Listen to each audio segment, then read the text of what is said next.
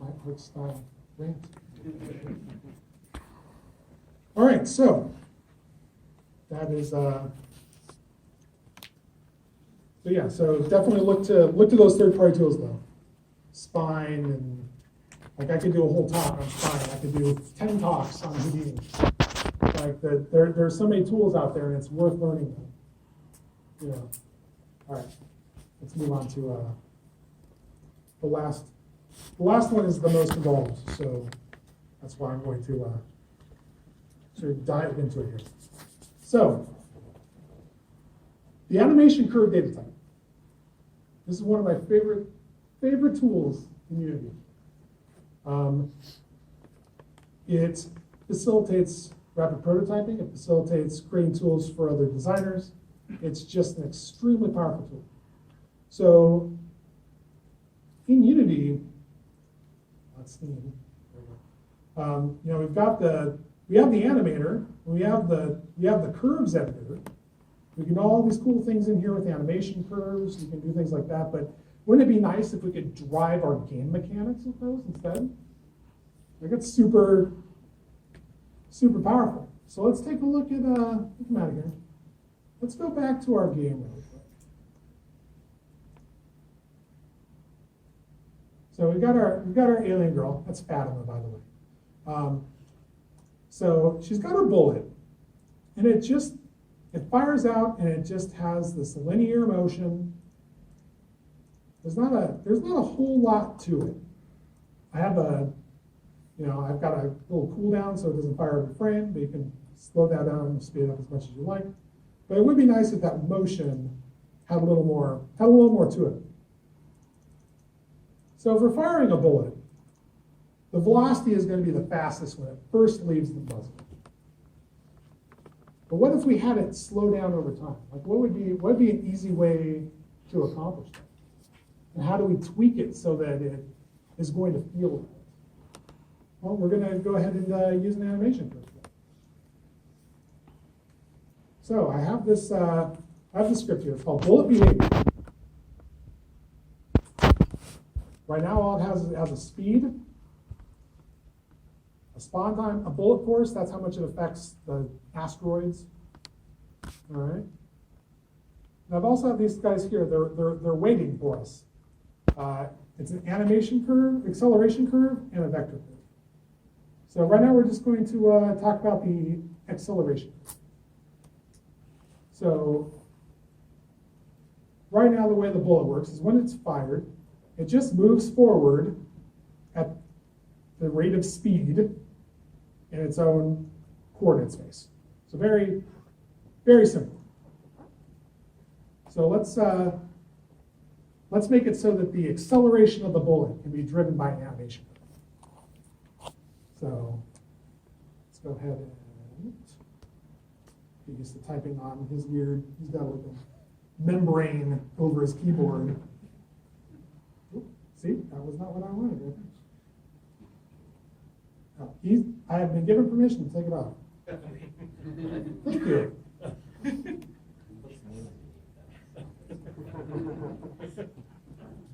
All right, so we're going to. All right, so we still want to move, still want to move forward. We still want to use the speed to drive how fast the bullet will ultimately go. We just want to also affect the rate in which it's translated.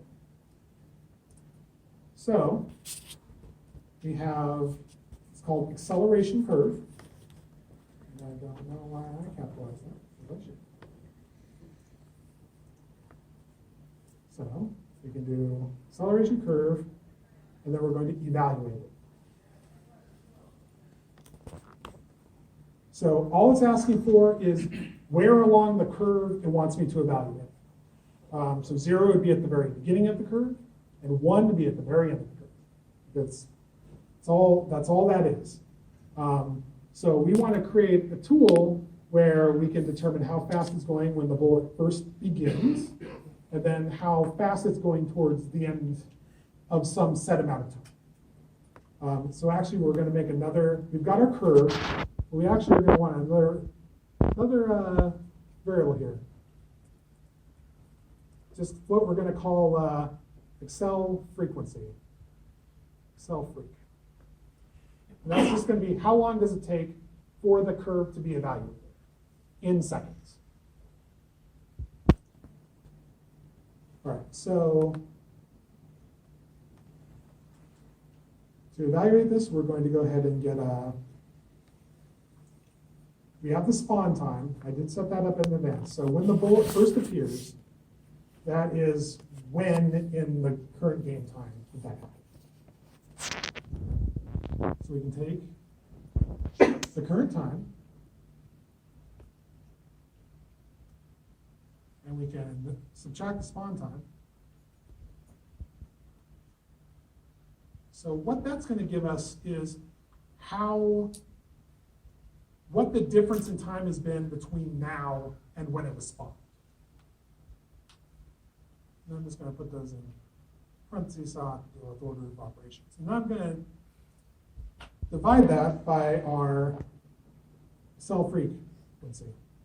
So that's going to give us a ratio from 0 to 1 based on how far along we are. All right.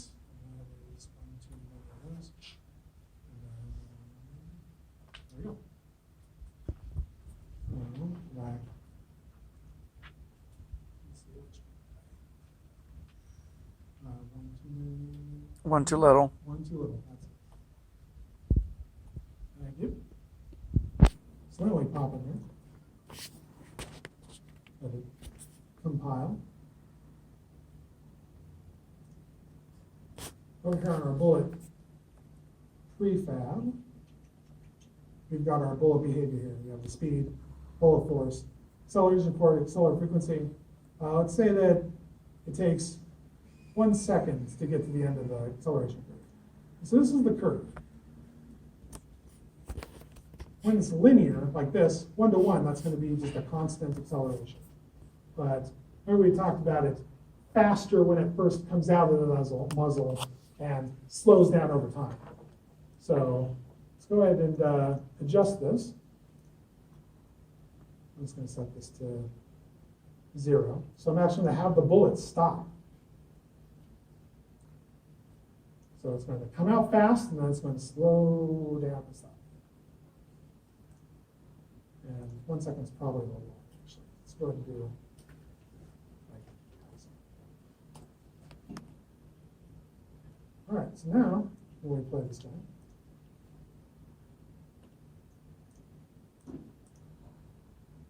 you can see he's starting to slow down.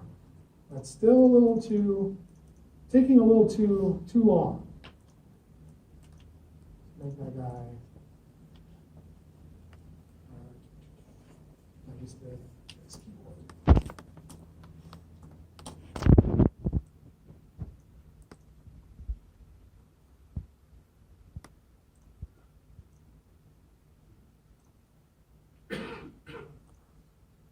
Now it's really starting to get interesting.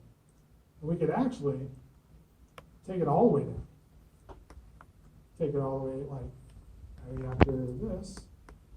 And one thing I'm going to check here, so you can also determine if it loops, ping pongs or clamps. So I actually want the clamp to 0.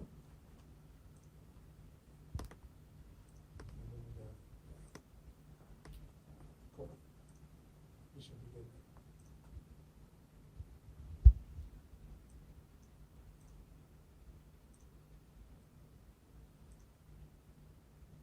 Not quite getting to 0. Curious why that is. So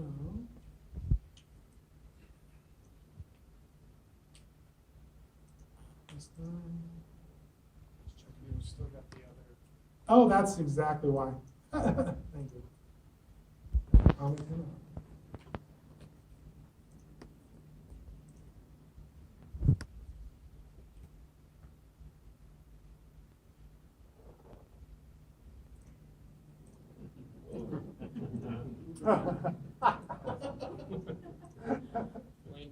Yeah, it's a new attack. Now you've got like a mine gun.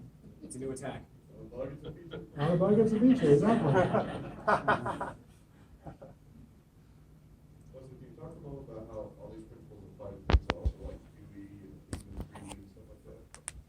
Sure. So specifically for animation clips, you can drive anything with them, which is what makes them so powerful. And GUIs in particular, I have a tendency to use the animator like exclusively on GUIs, just because it's easy, it's simple. Usually all it Speed of iteration. it's speed of iteration. It's usually all the GUIs, like it's all under one, like it's all, the UI is all under one panel. So it's easy to drive behaviors with animation clips. So I'm a big fan of that. But 3D really wouldn't be any different if you wanted to drive, say you have a character's third person platformer or something like that. You're jumping around. It's using animation curves to drive things like gravity can give you a much better fidelity over the control of the character and how they feel. Because game feel isn't necessarily about replicating physics, it's about replicating what feels good. So that requires a lot of tweaking. And so if I just have a curve that shows the arc of the jump, and all I gotta do is go in there and add a keyframe or tweak a handle or something like that, and then hit play, it can iterate very quickly and really hone in on what's feeling good without change a number, do this, change a number, do this. You have a question, I think. I was actually going to have a point to add in agreement to saying that animation curves can drive literally anything.